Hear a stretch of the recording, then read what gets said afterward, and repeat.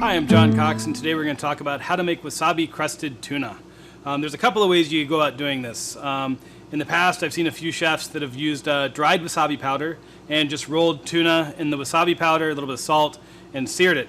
Today we're going to do a little bit more vibrant version of a crust. It is a little more work, but I think it's worthwhile. So we're going to take some shrimp.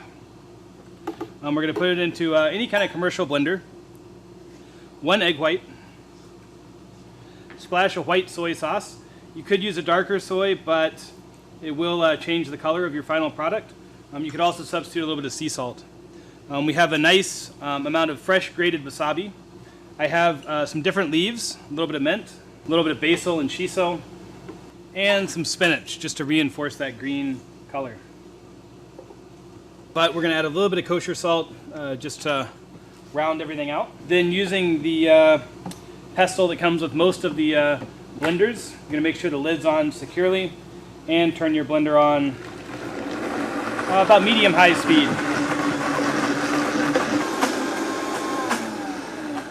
I've laid out a piece of plastic wrap. I'm going to take just a tiny bit of olive oil. You could also use food spray, but I prefer just the natural olive oil right down on the top. Take a spoonful of this mousse, and it should be nice firm texture, not too many chunks, and we're just going to use the spoon to flatten it out nicely on that plastic wrap.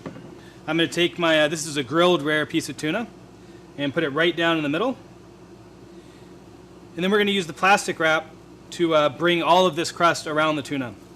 So pulling up the sides and kind of spreading it out using the plastic wrap. Same thing on the front side. Pull the pieces together,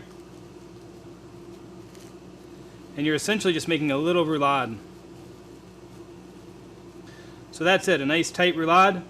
It would go into our water bath. So after 5 minutes, the crust is nice and it's firm, just like a fully cooked sausage. And you're going to want to leave the plastic wrap on when you slice it because it'll help keep the slices together. Just pull through an even. There we go.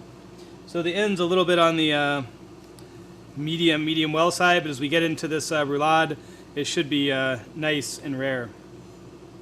Just like that piece. I'm going to do 3 slices for our plate. So I'm going to pick the nicest one to go on the end, which I think is this one, but they all look pretty good. We're just going to fan them out just like that.